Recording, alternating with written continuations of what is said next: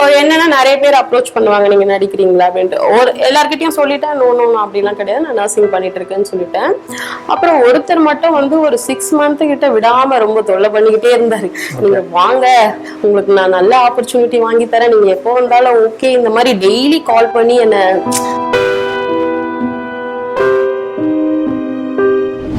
இவ்வளவு விஷயம் நடந்திருக்கு. நீங்க அவர் மேல வந்து நம்ம வந்து கம்ப்ளைண்ட் பண்ணணும் அப்படிங்கிற மாதிரியான ஒரு எண்ணம் என்னைக்காவது வந்திருந்திருக்கு அவங்களுக்கு, இல்ல உங்களுக்கு பயமா? அந்த டைலாக் அப்படியே சொல்றீங்க, நீங்க நல்லா ஆக்ட் பண்றீங்க, நீங்க அழகா இருக்கீங்க, அவங்கள விட நல்லாவே சொல்லிருக்கீங்க அந்த டைலாக், அந்த மாதிரி எல்லாம் சொல்லி நம்மள பேசி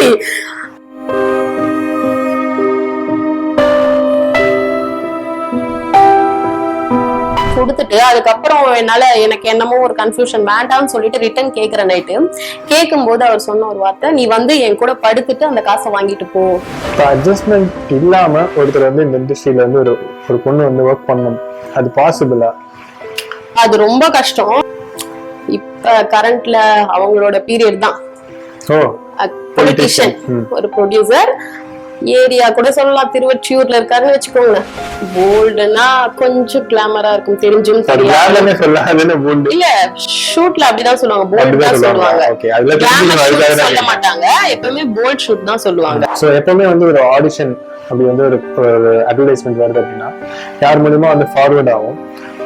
அந்த நம்பருக்கு நம்ம காண்டாக்ட் பண்ணோம்னா வந்து இங்க வாங்க, ஆடிஷன் அட்டென்ட் பண்ணுங்க, பிடிச்சதுன்னா நாங்க வந்து செலக்ட் பண்ணுவோம் சொல்லுவாங்க, டைலாக்ஸ் நடிக்க கொடுப்போம்னு சொல்லுவாங்க. இது எந்த அளவுக்கு நம்பலாம், எப்போ வந்து இது ஃபேக்கா இருக்கும்?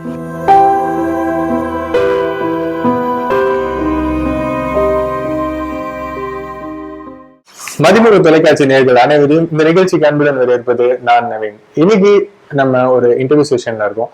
என்ன மாதிரியான ஒரு இன்டர்வியூன்னு பாத்தீங்கன்னா, ஒருவேளை நீங்க வந்து சினிமாக்குள்ள புதுசா போய் சேர போறீங்க, இல்ல சினிமா இண்டஸ்ட்ரிக்குள்ள போலான்னு ஒரு ஐடியால இருக்கீங்கன்னா, எஸ்பெஷலி விமன், ஸோ நீங்க தெரிஞ்சுக்க வேண்டிய விஷயங்கள் வந்து இந்த இன்டர்வியூல நிறைய இருக்கும். சினிமாவில் அட்ஜஸ்ட்மெண்ட் அப்படிங்கிற வேர்டு வந்து நீங்க சுத்தி கேள்விப்பட்டிருக்கீங்க, அது என்னதான் அப்படிங்கிறது வந்து நீங்க ஒரு டவுட்டோட இருக்கலாம். இந்த இன்டர்வியூல வந்து அதெல்லாம் நிறைய ஃபேஸ் பண்ணி அதை ஓவர் கம் பண்ணாங்க. அதுக்கப்புறம் வந்து இவங்க அந்த விஷயத்துல இருந்து எப்படி தப்பிக்கலாம் அப்படிங்கிற ஒரு விஷயத்தையும் நிறைய எக்ஸ்பீரியன்ஸ் பண்ணியிருந்தாங்க அவங்க கரியர்ல. ஸோ அதை பத்தி நம்ம டீட்டெயிலா பேசுறதுக்காக நம்ம கூட கலை அணிஞ்சிருக்காங்க. அவங்க கூட நம்ம இந்த இன்டர்வியூ தொடர்ந்து பேசலாம். வணக்கம். வணக்கம். எப்படி இருக்கீங்க? நல்லா இருக்கேன், நீங்க எப்படி இருக்கீங்க? சூப்பரா இருக்கேன். சோ ஃபர்ஸ்ட் நீங்க எப்போ இண்டஸ்ட்ரிக்குள்ள வந்தீங்க? நான் வந்து 2018 வந்தேன். 2018ல. Very good. சோ அப்ப காலேஜ் முடிச்சிட்டு தான் வந்தீங்களா இல்ல? ஆமா, காலேஜ் முடிச்சிட்டு வர்க் பண்ணியிருந்தேன். நர்சிங் ஃபர்ஸ்ட் இயர் வர்க் பண்ணிட்டு இருந்தேன். காலேஜ் முடிச்சிட்டு நான் வந்து நர்சிங் வர்க் பண்ணிட்டு இருந்தேன். ஹோம் கேர் தெரியுமா உங்களுக்கு? ஹோம் பேஷண்ட்ஸ், ஓகே, வீட்டுக்கு அந்த மாதிரி சர்வீஸ் பண்ணிட்டு இருந்தோம். அப்ப வந்து என்ன பண்ணுவேன்னா, என்னோட ஹாபிஸ் நிறைய போட்டோஸ் எடுப்பேன். போட்டோ எனக்கு ரொம்ப பிடிக்கும். நிறைய போட்டோஸ் எடுத்து நான் FB-ல போட்டுட்டு இருந்தேன். அப்போ வந்து நிறைய எனக்கு அப்ரோச் வர ஆரம்பிச்சுது. என்ன அப்ரோச் வந்தது? மூவிஸ்ல நீங்க நடிப்பீங்களா, ஹீரோயின் மாதிரி இருக்கீங்க, நடிக்கிறீங்களா அப்படின்னு நிறைய வந்துட்டே இருந்தது.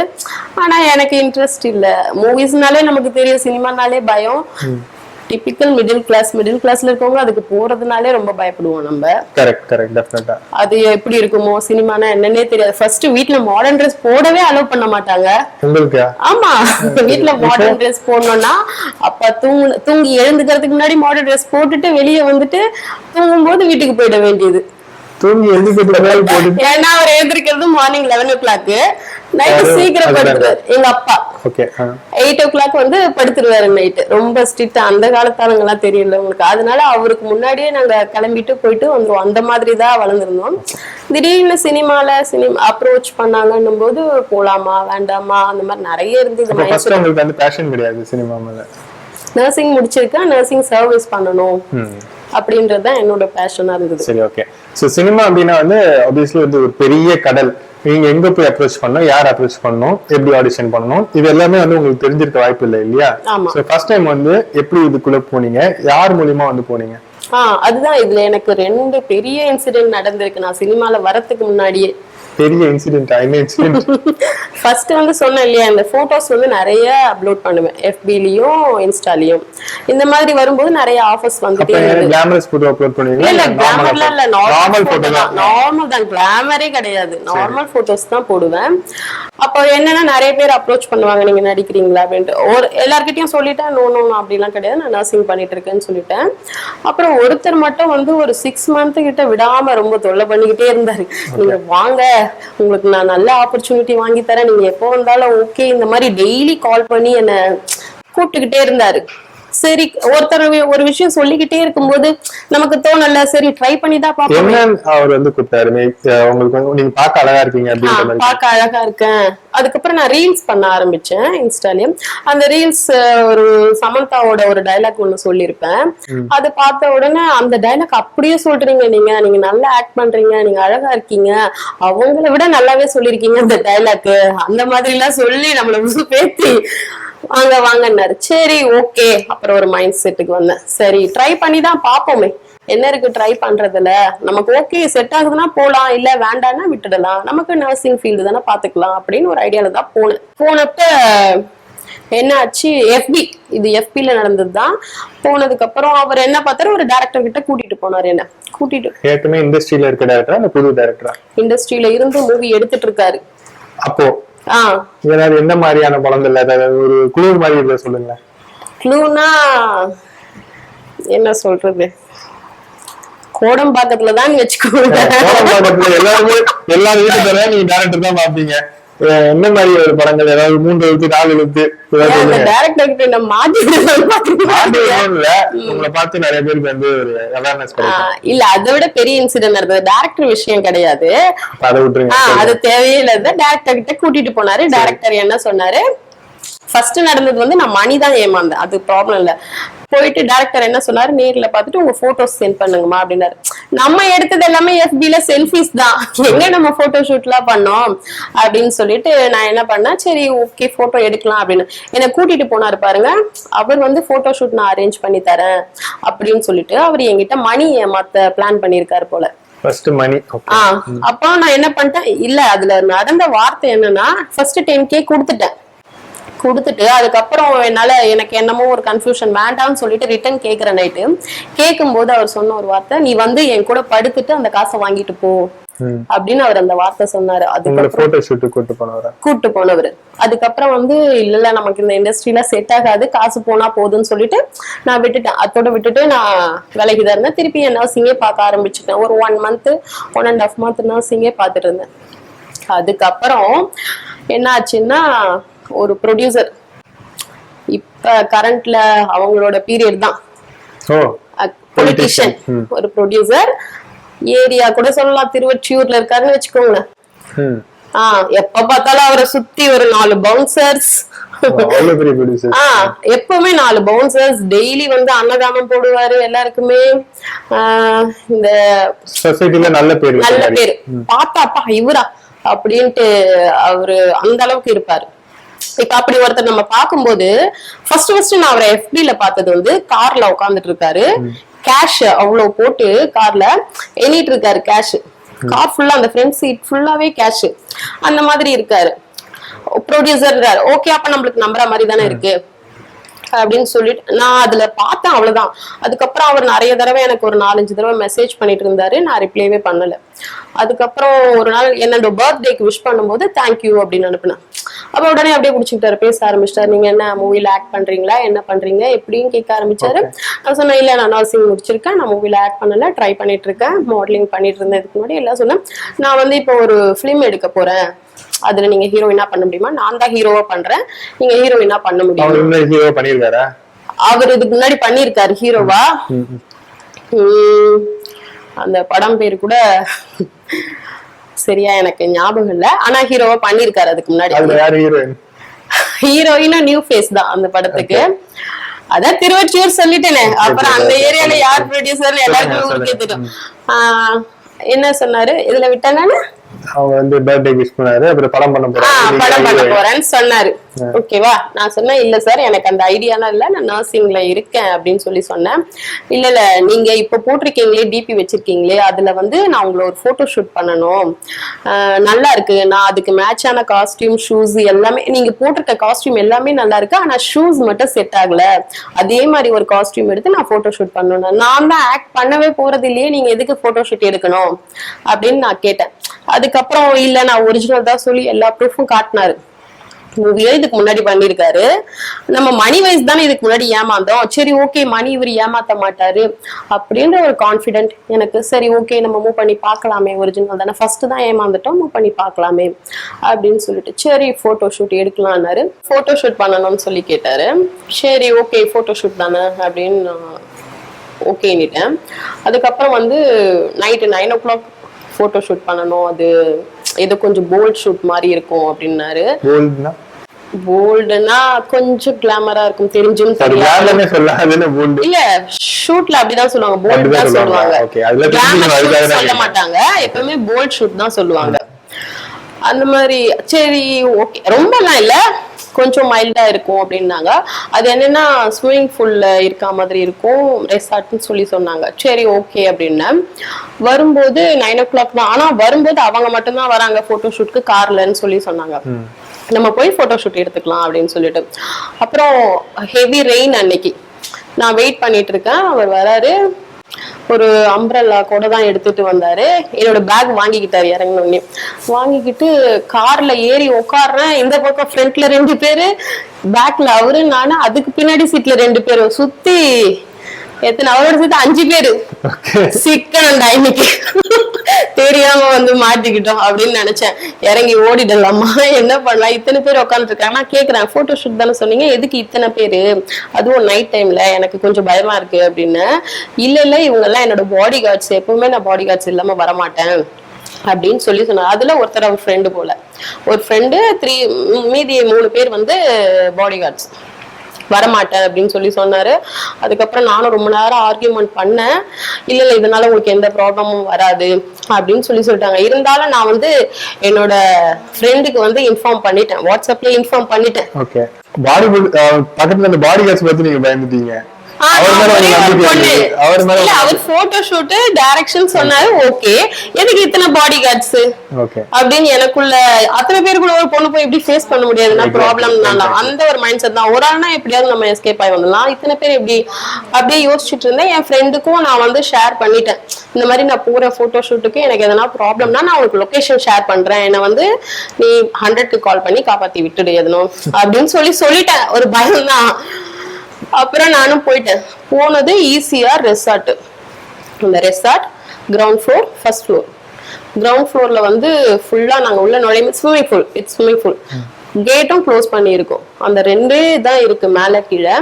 உள்ள போயிட்டோம், கார் நிறுத்திட்டாங்க. எனக்கு தெரியாது உள்ள நுழையும் போது, எனக்கு தெரியாதுல்ல ரெசார்ட்னா நிறைய பேர் இருப்பாங்க, நிறைய இருக்கும்னு நினைச்சேன். அப்புறம் நான் உள்ள நுழையும் போது பார்த்தா ஆஃப் டோர் தான் இருக்கு, கீழே எல்லாம் குடிச்சிட்டு நல்லா தூங்குறாங்க போல. ஆல்ரெடி அங்க இருக்காங்க எல்லாரும்.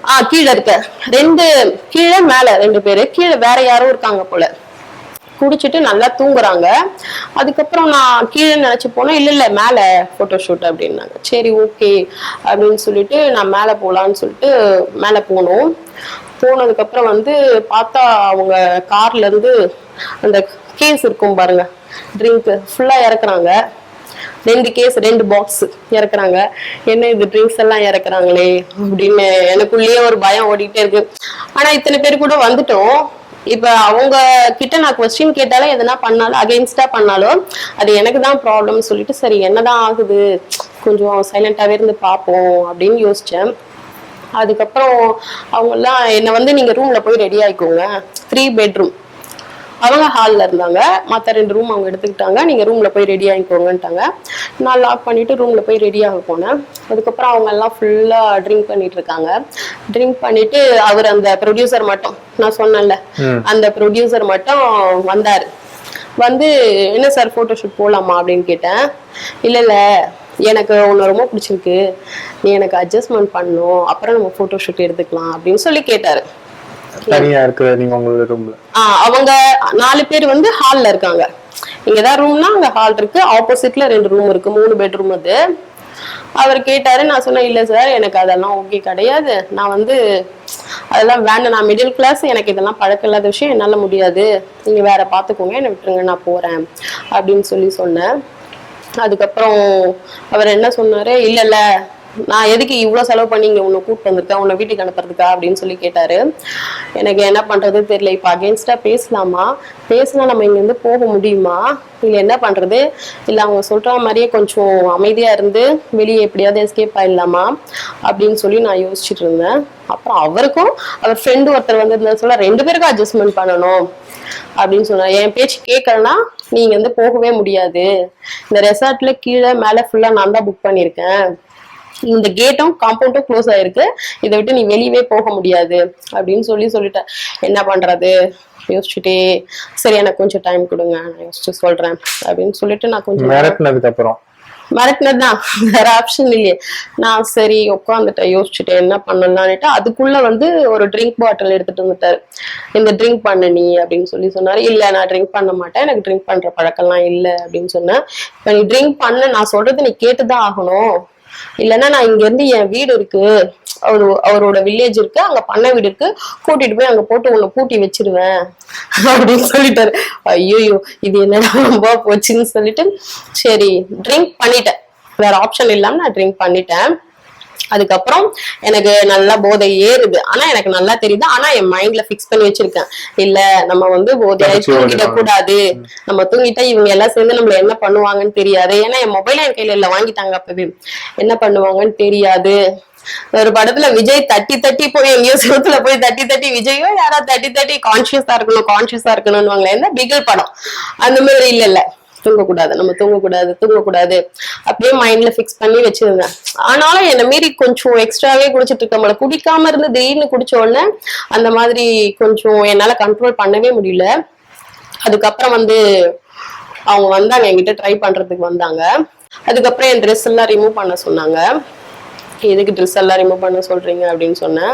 அப்பதான் நீங்க இருந்து போக முடியாது, என்ன பார்க்கணும் ஒண்ணு நியூடா அப்படின்னு சொன்னாங்க. எனக்கு வேற ஆப்ஷன் கிடைக்கல அந்த டைமுக்கு, சரி சொல்லிட்டு இருந்தோம். அதுக்கப்புறம் வந்து டைம் போயிட்டே இருந்தது, மணி 12 ஆச்சு, 1 ஆச்சு. அவங்க ஃபுல்லா ட்ரிங்க் பண்ணிட்டு சாப்பிட்டுட்டே தான் இருந்தாங்க. நான் அந்த ரூம்லயே தான் இருந்தேன். அவர் கூட வந்தாருல, அவர் ஃப்ரெண்டு, அவர் வந்தாரு, என்ன அப்ரோச் பண்ண ட்ரை பண்ணாரு. அவங்க எல்லாம் தூங்கிட்டாங்க, அந்த பாடி கார்ட்ஸ் எல்லாம் தூங்கிட்டாங்க, ட்ரை பண்ணாரு.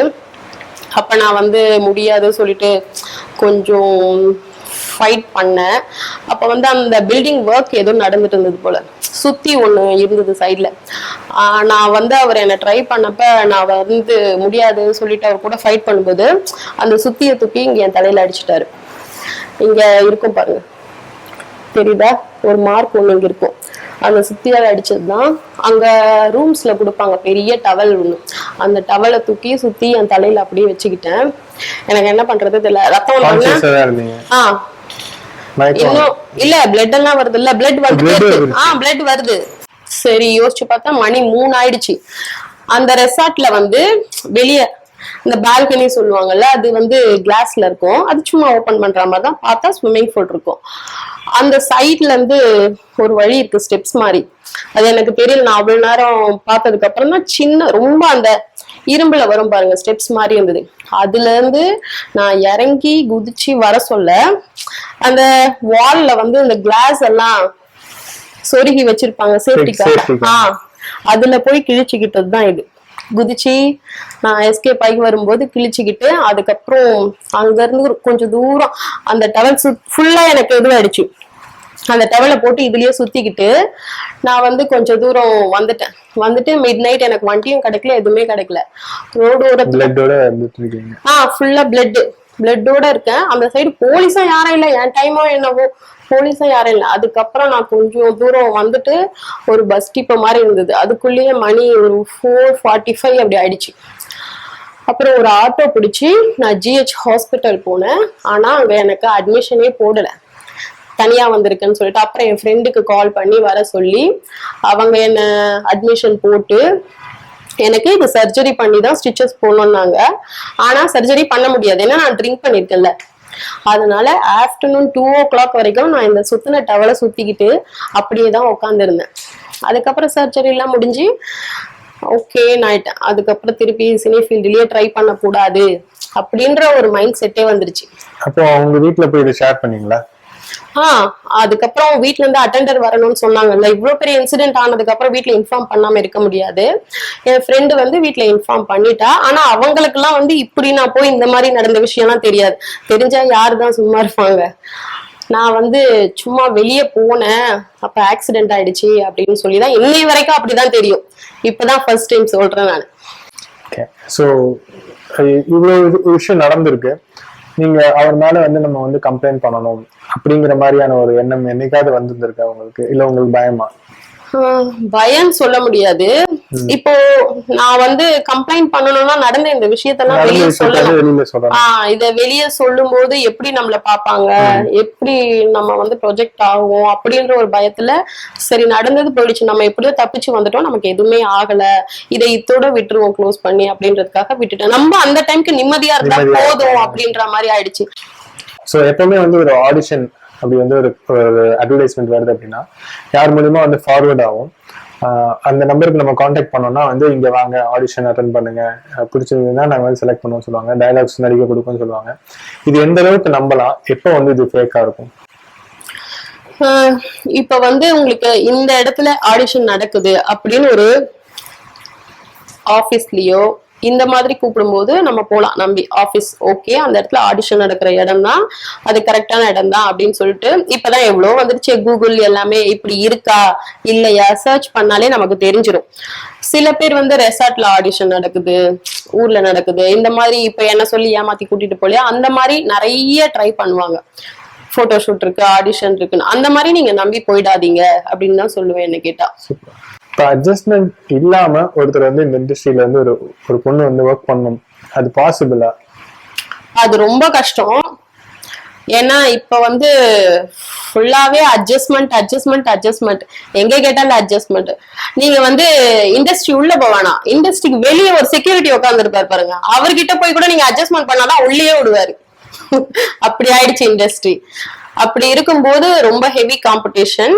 அதெல்லாம் தாண்டி நம்மளோட திறமையை வெளிக்கொண்டு வந்தோம்னா நல்ல டைரக்டர்ஸ் நல்லவங்களும் இருக்காங்க இங்க நம்மளை வளர்த்து விடுறதுக்கு. அதை நம்ம தேடி கண்டுபிடிக்கணும். ஓகே, சோ டைரக்டர்ஸ் நீங்க வந்து சொல்றீங்க, இப்ப டைரக்டர்ஸ் நல்ல டைரக்டர்ஸ் கிடைப்பாங்க, பட் வெயிட் பண்ணணும் எல்லாமே சொல்றீங்க. டைரக்டர்ஸ் ஒரு இடத்துல நல்லா இருந்து கேமராமேனோ இல்ல ப்ரொடியூசரோ இல்ல ஹீரோவோ இந்த மாதிரி சிச்சுவேஷன்ஸ் நடக்குமா? அதுவும் நடக்கும். டைரக்டர்ஸ் மட்டும் அப்ரோச் பண்ண மாட்டாங்க. அதான் சொன்னேன், செக்யூரிட்டியே பண்ணும்போது கேமராமேனு ஹீரோஸ் எல்லாம் பண்ண மாட்டாங்களா, எல்லாருமே ட்ரை பண்ணுவாங்க.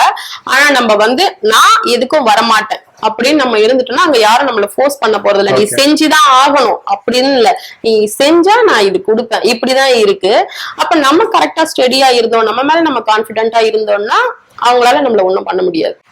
இப்போ வந்து ஒரு சில கீவேர்ட்ஸ் வந்து யூஸ் பண்ணுவாங்க, பாக்குறவங்களுக்கு ஒரு அவேர்னஸ் இருக்கணும்ன்றத சொல்றேன். இப்ப டைரக்டா வந்து நிறைய பேர் அப்ரோச் பண்றதுக்கு பயப்படுவாங்க, நீங்க சொன்ன மாதிரி ஏதாவது யாரும் சொல்லிடுவாங்களா அப்படின்னு சொல்லிட்டு. எந்தெந்த மாதிரியான கீவேர்ட்ஸ் வந்து யூஸ் பண்ணுவாங்க, அது நம்ம எதுலதான் ஜாக்கிரதையா இருக்கணும்? மூவிஸ் வந்து ஹோம்லி பிக் தான், ஆனா இதுல வந்து 2-3 சீன்ஸ் வரும் கொஞ்சம் கிளாம் மாதிரி அப்படின்னு அவங்க விட்டு போட்டாலே தெரியும் நம்ம கிட்ட அட்ஜஸ்ட்மெண்ட் கேக்குறாங்க அப்படின்னு. அந்த மாதிரி தான் ஸ்டார்ட் பண்ணுவாங்க.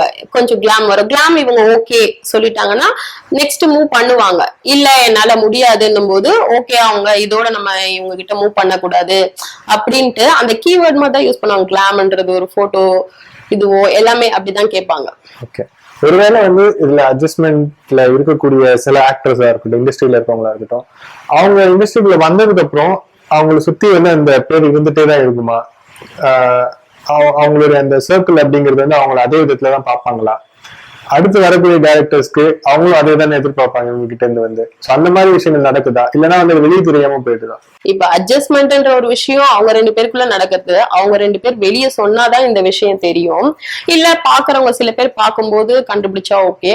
அதனால வெளியே இருக்கவங்களுக்கு தெரியாது அட்ஜஸ்ட்மெண்ட் இவங்க பண்ணிருக்காங்க, அதனாலதான் இவங்களுக்கு சான்சஸ் கிடைச்சிருக்குன்னு தெரியாது. நம்ம கிட்ட அதான் சொன்னல, இந்த மாதிரி அவங்க பேசும்போது இப்படி பண்ணிருக்காங்களே, அப்ப நம்ம ட்ரை பண்ணி பார்ப்போம்னு அவங்க ட்ரை தான் பண்ணுவாங்க. எல்லாருமே ட்ரை தான் பண்ணுவாங்க. ட்ரை பண்ணி நம்ம ஓகே அப்படின்னா அப்ரோச் பண்ணுவாங்க, இல்லைன்னா பண்ண மாட்டாங்க. இப்போ அந்த படத்துல அவரு அட்ஜஸ்ட்மெண்ட் பண்ணிருக்காங்கன்னா நெக்ஸ்ட் நமக்கு பண்ணுவாங்க அப்படின்ற ஒரு தாட்ல தான் கண்டி ட்ரை பண்ணுவாங்களே கண்டி. ஆனா இருக்கும் ஒரு தடவை அட்ஜஸ்ட்மெண்ட் பண்ணிட்டாங்கன்னு தெரிய ஆரம்பிச்சாலே பண்ணாதவங்களே ட்ரை பண்றாங்க, அட்ஜஸ்ட்மெண்ட் பண்ணிட்டாங்கன்னும் போது அப்படிதான் பாப்பாங்க. அதே மாதிரி இப்ப ரீல்ஸ்ல இருக்கோம், மாடலிங்ல இருந்து வராங்க. சோ மாடலிங் இண்டஸ்ட்ரியை பொறுத்த வரைக்கும் எந்த மாதிரி அப்ரோச் பண்ணுவாங்க? அது வந்து இதை விட கொஞ்சம் மோசமான ஒரு இண்டஸ்ட்ரி அப்படின்னு சொல்லுவாங்க. இதை விட படுமோசமான இண்டஸ்ட்ரி. அதுல வந்து பெண்கள் போகும்போது அவங்க எப்படியான எந்த மாதிரியான விஷயங்கள்லாம் ஃபேஸ் பண்ண வேண்டியது வரும்? நீங்க அதுல ஃபேஸ் பண்ண இஷ்யூ பத்தி ஷேர் பண்ணுங்க. இப்ப மாடலிங் நம்ம போறோம்னா கூட நம்ம வீட்டுல மாடலிங்கிறது வந்து நம்ம சிங்கிளா போகும்போதுதான் நம்மள அப்ரோச் பண்ணோம். மாடலிங்ல மூவிஸ் எல்லாத்துலயுமே இப்ப என்னன்னா அட்ஜஸ்ட்மெண்ட் பண்ற, ட்ரெஸ் அட்ஜஸ்ட் பண்றோம், அது பண்றோம் அப்படின்ட்டு தான் அப்ரோச் பண்றது. மாடலிங்கை பொறுத்த வரைக்கும் மேல் மட்டும் கிடையாது, ஃபீமேலும் நிறைய வந்து இருக்காங்க பாய்ஸை தேடி போறது. அது மாடலிங்ல நிறைய இருக்கு. அதனால இந்த ஃபீல்டை விட்டு போன பாய்ஸும் நிறைய பேர் இருக்காங்க. உங்களுக்கு ஒரு ஷார்ட் இருந்திருக்கும், உங்களுக்கு ஒரு தருணம் நடந்திருக்கும் இல்லையா? அதை பத்தி. அதுதான் சொல்றேன். ஒரு போல்ட் ஷூட்டுக்கு தான் கேட்டாங்க. என்ன ஷூட்? Bolt shoot. அதான் சொன்னல கொஞ்சம் கிளாமர் ஷூட். அத அப்படியே மென்ஷன் பண்ணீங்க. போல்ட்னா இருக்குது. வந்து பண்ண போறீங்க இல்ல ஆர்மி மேன பண்ண போறீங்கன்னு நினைச்சிட்டு இருக்கேன். ஓ அப்படி தோணுதா உங்களுக்கு? அப்படி போல்ட்னானே தோணுது. இல்ல அவரு என்ன கேட்டாரு, ஃபர்ஸ்ட் வந்து இந்த ராஜஸ்தானி அந்த காஸ்டியூம்ல தான் கேட்டாங்க. ராஜஸ்தானினா தெரியுமே உங்களுக்கு தான், ஃபுல் கவர்டு, எல்லாம் போட்டு ஃபுல் கவர்டு. ஆனா வந்து அவர் சொன்ன காஸ்டியூம் வந்து ஃபுல்லாவே ராஜஸ்தானில எங்கேயா இந்த மாதிரி ட்ரெஸ் போடுறாங்க அப்படின்னு. அந்த மாதிரி ட்ரெஸ், அப்புறம் ட்ரெஸ் அட்ஜஸ்ட் பண்றோம் அப்படின்ற பேர்ல வந்துட்டு போட்டோகிராஃபிலேயே வந்து நம்ம அப்ரோச் பண்றது, இந்த மாதிரி நிறைய விஷயங்கள் நடக்கும். சோ உங்களுக்கு தெரிஞ்ச சில ஃப்ரெண்ட்ஸ் வந்து பாதிக்கப்பட்டிருப்பாங்க. சினிமாவில வந்து பாத்தீங்கன்னா யாருமே இப்ப எல்லாருமே வளர்ந்ததுக்கு அப்புறம் எனக்கு இந்த நடிகர் வந்து இப்படி பண்ணாரு, உதாரணம் ஸ்ரீரெட்டி எடுத்துக்காங்க, அவங்க கொடுத்த இன்டர்வியூஸ் நீங்க பார்த்து இருந்திருப்பீங்க, இந்த டேரக்டர் இப்படி பண்ணாரு, இந்த ஹீரோ இப்படி பண்ணாரு அப்படின்னு சொல்லிட்டு வளர்ந்ததுக்கு அப்புறம் ஒரு ரேஞ்ச் வந்ததுக்கு அப்புறம் எல்லாருமே சொல்றாங்க. பட் வளர்றதுக்கு முன்னாடி வந்து நிறைய பேர் நிறைய கஷ்டங்கள் வந்து அனுபவிச்சிருப்பாங்க. அந்த மாதிரி உங்களுக்கு தெரிஞ்ச நபர்கள் இல்ல நீங்க ஃபேஸ் பண்ணது இந்த இண்டஸ்ட்ரிக்குள்ள, அதை பத்தி கொஞ்சம் ஷேர் பண்ணுங்க. அது எந்த மாதிரியான படங்கள் எடுத்திருக்கக்கூடிய டேரக்டர்ஸ்க்கு நம்ம கொஞ்சம் கேர்ஃபுல்லா இருக்கணும், அதை பத்தி சொல்லுங்க. இல்ல ஜென்ரலாவே வந்து இங்க பிராண்டட் இருக்கு, உப்மா கம்பெனின்னு இருக்கு. உப்மான்னா அந்த சின்ன சின்ன கம்பெனிஸா உப்மா கம்பெனின்றாங்க. இந்த பிராண்டட் வந்து கரெக்டா ஹேண்டில் பண்ணிடுவாங்க, எடுக்கிறதோ ஆர்டிஸ்ட் எல்லாமே கரெக்டா பாத்துப்பாங்க. இந்த உப்மா கம்பெனின்னு சொல்றோம் பாருங்க, இவங்கதான் இந்த மாதிரி ஃபேக் வேலை எல்லாம் பண்ணி நிறைய ஏமாத்துறது. ரீசெண்டா இப்ப என் ஃப்ரெண்டு கௌதம்னு கூட, அவர் வந்து எனக்கு வந்து சும்மா நான் நர்சிங்ல இருந்தேன், இது எனக்கு பேஷன் கிடையாது, ஏதோ என்னோட லைஃப் ஸ்டைல் இப்படி மாறிடுச்சு. ஆனா அவருக்கு வந்து இதுதான் பேஷன், ஆஸ்கார் அவார்டு வாங்கணும்ன்ற ரேஞ்ச் வரைக்கும். ஆனா இன்னை வரையிலும் அவர் கஷ்டப்பட்டுட்டே தான் இருக்காரு. சாப்பாட்டுக்கோ, மேரீடு, ஒரு குழந்தையும் இருக்கு. ஆனா இன்னை வரையிலும் நைட் ஷிஃப்ட் ஆட்டோ ஓட்டிட்டு இருக்காரு. ஒரு மூவி இப்பதான் நல்ல பிராண்டட் கம்பெனில தான் ஒரு மூவி பண்ணிருக்காரு. ஆனா பண்ணதை கூட அவரால் வெளியே சொல்ல முடியல. ஏன்னா அது 3 days ஷூட்டு, அந்த சீன்ஸ் வருமோ வராதோ, நம்ம சொன்னதுக்கு அப்புறம் வந்து அது வரலன்னா என்ன பண்றது, அந்த மாதிரி இன்னி வரலாம் கஷ்டம். 500 ரூபாய் என்கிட்ட கேட்டாரு அன்னைக்கு, ரீசார்ஜ் பண்ணோம் 500 ரூபாய் இருந்தா கூட. அந்த மாதிரி இண்டஸ்ட்ரியில வந்து சரியான வாய்ப்புகள் கிடைக்காம கஷ்டப்படுறவங்க இன்னும் நிறைய பேர் இருக்காங்க.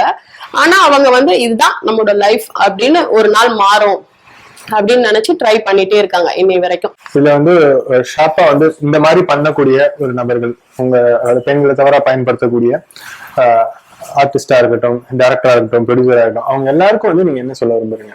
நம்ம கேமராவை பார்த்து நீங்க டைரக்டா சொல்லலாம், உங்களுடைய மனசுல இருந்து சொல்லலாம், உங்களை மாதிரி பாதிக்கப்பட்டவங்களுடைய தரப்புல இருந்து நீங்க சொல்லலாம். இனி அடுத்து இண்டஸ்ட்ரிக்குள்ள வர போறவங்களுக்கு அந்த ஒரு பொறுப்புலையும் நீங்க சொல்லலாம்.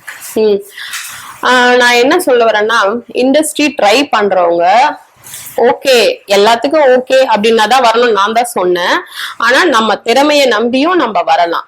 இங்க ஃபேக் பீப்புளும் இருக்காங்க, அட் த சேம் டைம் நல்லவங்களும் ரொம்ப இருக்காங்க. நம்ம திறமையும் கரெக்டான பர்சனையும் நம்ம செலக்ட் பண்ணணும்னா நம்ம நல்ல இடத்துக்கு போலாம்.